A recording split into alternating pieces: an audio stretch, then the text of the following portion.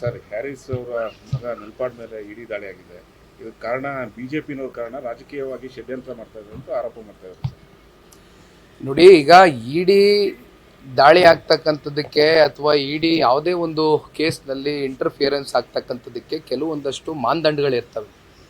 ಅದು ಒಂದು independent body ಇದ್ದಂಗೆ. ಅದು ಯಾವುದೇ ಒಂದು ರಾಜಕೀಯ ಪಕ್ಷ ಹೇಳ್ತಕ್ಕಂಥದ್ದಾಗಲಿ ಅಥವಾ ಯಾವುದೇ ಒಂದು ಸರ್ಕಾರ ಹೇಳ್ತಕ್ಕಂಥದ್ರ ಮೇಲೆ ಆ್ಯಕ್ಟ್ ಮಾಡ್ತಕ್ಕಂಥದ್ದು ಇಲ್ಲಿವರೆಗೂ ಕೂಡ ಆಗಿಲ್ಲ.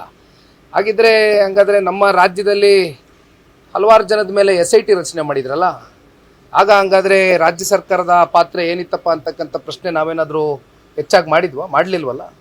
SIT ಏನೊಂದು ಯಾರ ಮೇಲಾದರೂ SIT ರಚನೆ ಆದಾಗ ತನಿಖೆ ಆಗಿ ಅದರ ಸತ್ಯಾಸತ್ಯತೆ ಏನಿದೆ ಪಾರದರ್ಶಕವಾಗಿ ಪಕ್ಷಪಾತವಾಗಿ ಅವೆಲ್ಲವೂ ಕೂಡ ಹೊರಗೆ ಬರಲಿ ಅಂತಕ್ಕಂಥದ್ದೇ ನಾವೆಲ್ಲರೂ ಆಶಿಸ್ತೀವಿ. ಹಾಗಾಗಿ ಇಡಿನೂ ಕೂಡ ಬಹುಶಃ ಅವ್ರಿಗೆ ಇರ್ತಕ್ಕಂಥ ಒಂದು ಮಾಹಿತಿಯ ಆಧಾರದ ಮೇಲೆ ಇವೆಲ್ಲವೂ ಕೂಡ ಒಂದಷ್ಟು ಪ್ರಕರಣಗಳು ಮುಂದೆ ಬಂದಿದೆ ಅಂತಕ್ಕಂಥದ್ದು ನಾವು ಭಾವಿಸ್ಬೇಕಾಗ್ತದೆ. ಹಾಗಾಗಿ ಇಲ್ಲಿ ಸುಮ್ಮನೆ ಇದನ್ನು ರಾಜಕೀಯವಾಗಿ ಮತ್ತೊಂದು ಬಣ್ಣ ಕಟ್ತಕ್ಕಂಥದ್ದಾಗಲಿ ದಿಕ್ತಪ್ಪಿಸ್ತಕ್ಕಂಥದ್ದಾಗಲಿ ಅವಶ್ಯಕತೆ ಇಲ್ಲ ನನ್ನ ಅಭಿಪ್ರಾಯ.